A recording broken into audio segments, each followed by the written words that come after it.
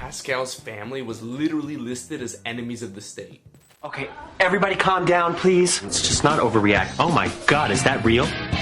Or actually known as José Pedro Pascal, became famous at around 40 years of age. Which is pretty interesting because typically a lot of actors become famous in their 20s to early 30s. But even if you know surface level information like that, you might not know the dark childhood his family had to go through when he was very young. Just before you put it on me, I just want to say I'm innocent. It's fine. Take me to jail, I could use the break. Pedro Pascal is a Chilean-American actor that slowly built up his career over 2 decades until his breakout role in Game of Thrones sent his career soaring to new heights. And even though he was battling the mountain as Oberyn Martell, nobody could guess that he had his own Game of Thrones-esque battle back in Chile. Pedro Pascal grew up in a family that gave him lots of love and support. But just as each house in Game of Thrones held political power, the Pascal family too held political power in Chile. His father was a part of the Castilian Basque aristocracy, which basically formed the social and political elite of the country, after gaining independence in the early 19th century. It almost seems like you're taking a scene out of The Kingsman, which he actually had a role in as Agent Whiskey.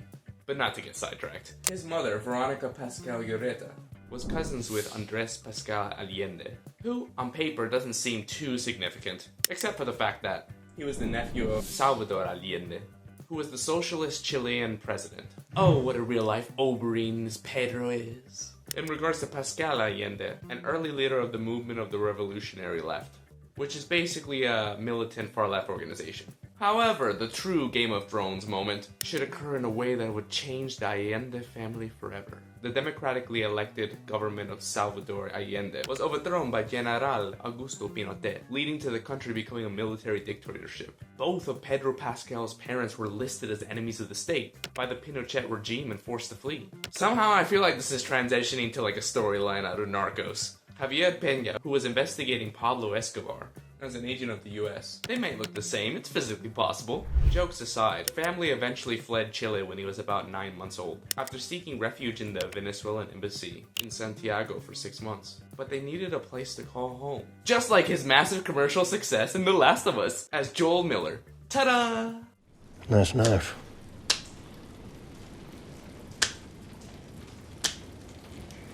Where'd you learn to do that? The circus.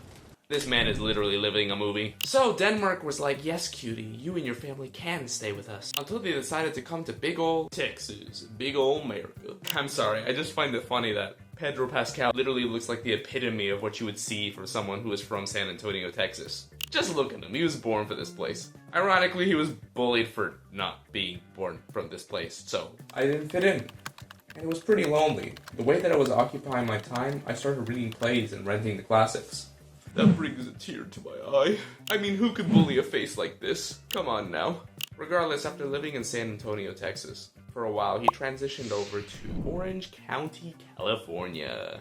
And you can imagine the rest. His acting career began, flourished, and we're at the place we are now.